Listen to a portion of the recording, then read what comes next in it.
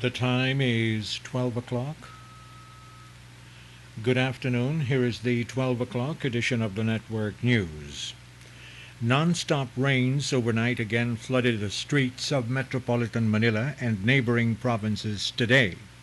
Footage on local television showed flooded areas across different parts of the metropolis as rains caused by an enhanced southwest monsoon fell across a wide area. Flooding has been reported in streets in Quezon City, Caloocan, Makati, Manila, and Parañaque. The Metropolitan Manila Development Authority, or MMDA, said most reported flooding are gutter deep, but knee-to-waist deep flooding have also been reported in some areas. Pagasa has raised its rainfall warning for Metropolitan Manila and neighboring provinces to orange this morning, saying intense rainfall will continue for the next 3 hours. Classes have been suspended in many areas of the metropolis and in surrounding provinces. The national government will continue monitoring the situation in Zamboanga City, even if President Benigno Aquino Jr., or rather President Benigno Aquino III, is now back in Manila. Before returning to Manila yesterday afternoon, the chief executive made sure that government agencies will come up with the comprehensive rehabilitation and reconstruction plan for Zamboanga. Marie Ruiz reports. The president had to return to Malacanang after staying in Zamboanga City for 10 days as he has to sign many documents. The president said he has to make several appointments, especially the Deputy Ombudsman. Today, the president is busy in a series of meetings with Executive Secretary Jojo Ochoa, Presidential Management Staff Chief Julia Abad, Cabinet Secretary Rene Almendras, Transportation Secretary Joseph Emilio Abaya. According to palace officials, the president is regularly getting updates on the effects of the southwest monsoon system, which is battering the national capital region and nearby provinces, including Zambales. Marie Peña Ruiz for PBS News. After 8 hours of marathon deliberations over the weekend, the House of Representatives Committee on Appropriations approved the budget to finance programs against the disastrous effects of global warming and climate change. Committee Vice Chairman Maria Victoria Alvarado said the approved budget was for the use of the Department of Environment and Natural Resources, or DENR, and the Climate Change Commission, or CCC, for fiscal year 2014. The allocations for the DENR reached 23.65 billion pesos, while the CCC has 80 million pesos. Alvarado noted that the two agencies needed substantial budget to boost government programs in the conservation of environment and mitigation plans to counter the ill effects of climate change. Several dams in Luzon are under tight watch as heavy rains enhanced by the southwest monsoon continue.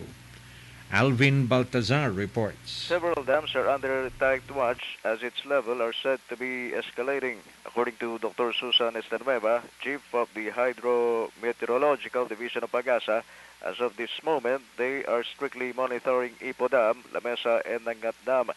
If intense rainfall persists, they may be forced to open several gates of the mentioned dams, especially that the concentration of Habagat is at the western part of Luzon. In case La Mesa Dam overflows, Tulian River may also spill that would surely affect the Cabanaba area and other parts of the National Capital Region. Alvin Baltasar for PBS News. The Philippine National Police, or PNP, said security preparations are in place for Janet Napoles' transfer from Santa Rosa, Laguna to a court in Makati for her arraignment on her illegal detention case this afternoon. PNP spokesman Ruben Sindak said drills on all possible scenarios in the entire transfer of Napoles from the police camp to the Makati City Court were conducted over the weekend. He said roughly 100 police officers will be used for the security coverage. The Southern Police District earlier said Napoles might wear a bulletproof vest for additional protection since she is considered as a very important person of interest for the pork barrel case. Laguna is about 65 kilometers away from Makati. Senator Miriam Santiago has called for a thorough review of the government's short-term and long-term solutions to flooding in metropolitan Manila and other parts of the country. Jojo Ismail reports. In Senate Resolution number 245, she filed in the Senate, Santiago wants a proper committee to conduct an inquiry in aid of legislation on the increasing occurrence of massive flooding in the National Capital Region during the typhoon and monsoon season. She noted that every year some 20 typhoons hit the country, and in recent years the Philippines has been battered by strong typhoons and monsoon rains, causing massive flooding in different parts of the country, causing thousands of fatalities, damage to infrastructure and private property, and huge economic losses. Santiago said that experts agree that population growth, inadequate infrastructure, corruption, deforestation, and even trust build-up serve to exacerbate the problem. For PBS News, George Ismael, Senate. The Citizens Crime Watch is gathering 200 volunteer lawyers to help the government in prosecuting lawmakers allegedly involved in the 10 billion peso pork barrel scam. Citizens Crime Watch, or CCW chairperson Jose Villegas, said his group has offered to help the Department of Justice in filing the complaints against those who misused their pork barrel funds. Villegas said the Justice Department cannot bring to court all the suspects in the pork barrel scam, as it does not have an adequate number of prosecutors for the task. He said they are now coordinating with the Philippine Trial Lawyers Association, the University of Law Center, and other groups from the University of the Philippines, Diliman. The CCW was the first to file charges of plunder against Janet Napoles, 5 senators, and 23 congressmen on September 13. Senate President pro tempore Ralph Recto says the health sector should be the major recipient of Rechanneled Priority Development Assistance Fund, or PDAF, or pork barrel. He said a large chunk of the soon-to-be abolished PDAF could be used to pay for the chemotherapy of cancer patients, the dialysis of persons suffering from kidney failure, and heart bypass operations. Again, Jojo Ismail reports. These are all expensive procedures beyond the reach of ordinary people, and as a result, people do die from cancer, but secondary only to poverty, he said. Although at present, lawmakers funneled the PDAF allocations to individual patients in selected hospitals, these are all on a retail basis, the lawmaker said. What is needed is the wholesale augmentation of the budget of government hospitals, he stressed.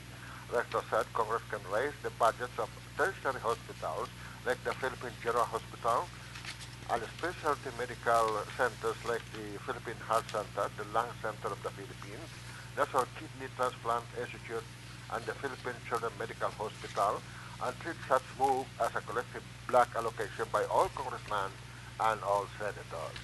For PBS News, George Ismael, Senate. Senator Antonio Trillanes says attorney Gigi Reyes, Senator Juan Ponce Enrila's controversial former chief of staff, could be made a state witness in the ongoing probe into the multi-billion peso pork barrel scam. Trillanes said Reyes dealt with Napoles, or Janet Napoles, directly, so she has personal knowledge of the transactions. At the same time, she is the least guilty compared to the principals.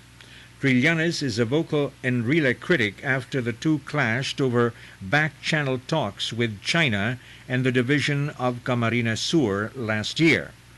Reyes was among the 38 persons charged before the Ombudsman for allegedly diverting pork barrel funds to bogus non-government organizations. She was reported to have signed endorsement letters as Enrila's authorized representative, but Enrila's camp denied this.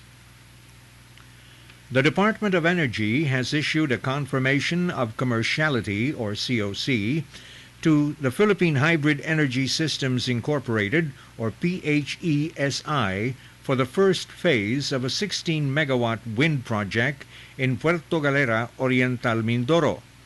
Energy Secretary Carlos Petilla said the project will be developed in 3 phases with a total of 48 megawatts and a total project cost of 6 billion pesos. Albert Sebastian reports.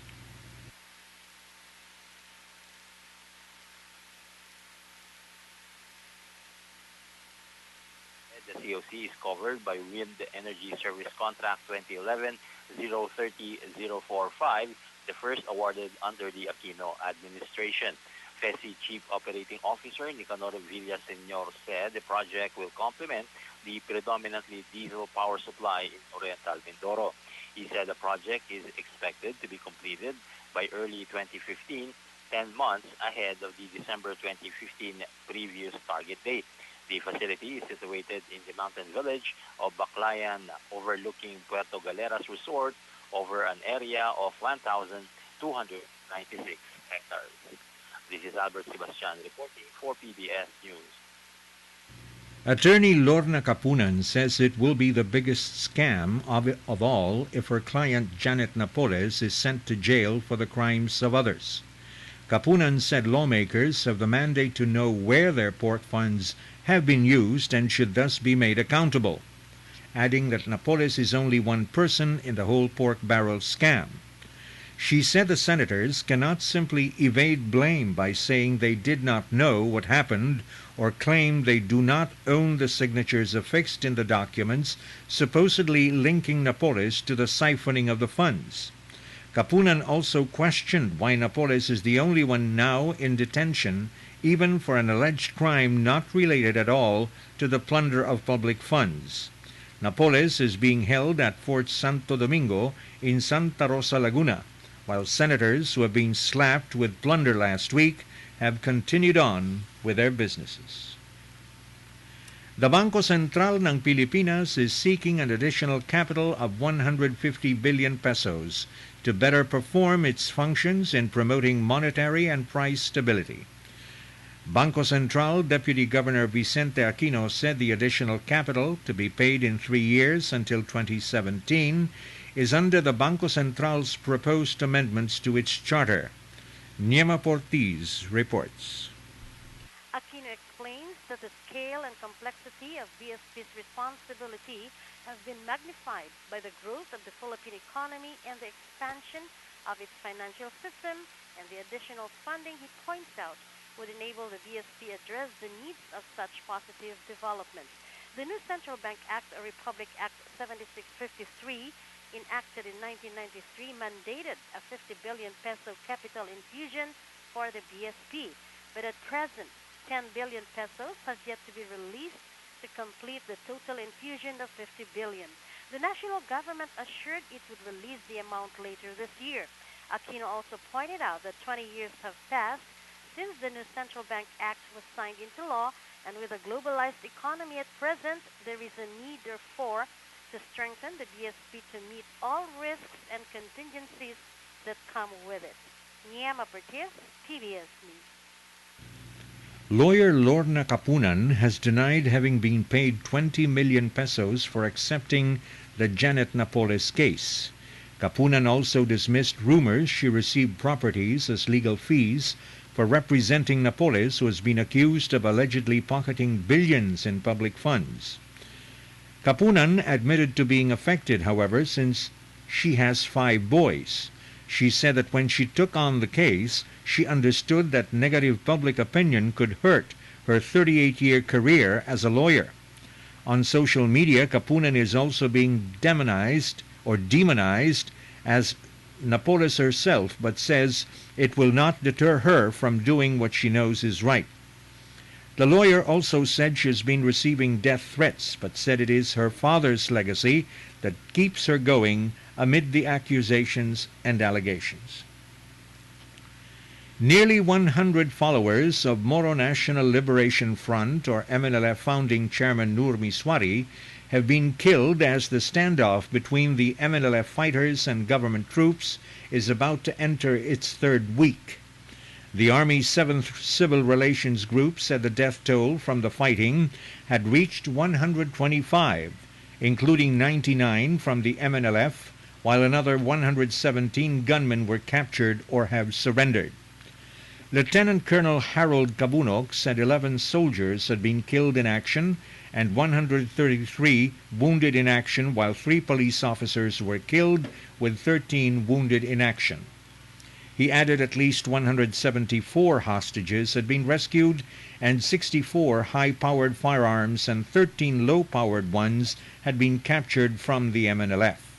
Meanwhile, Kabunok said Miswari's followers are engaging the soldiers in hit-and-run skirmishes in the maze of buildings and concrete houses of Zamboanga City as they were by now running out of bullets.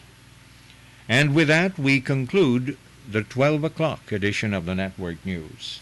This is Bon Vibar reporting. This is Business Radio. The time is 12:15.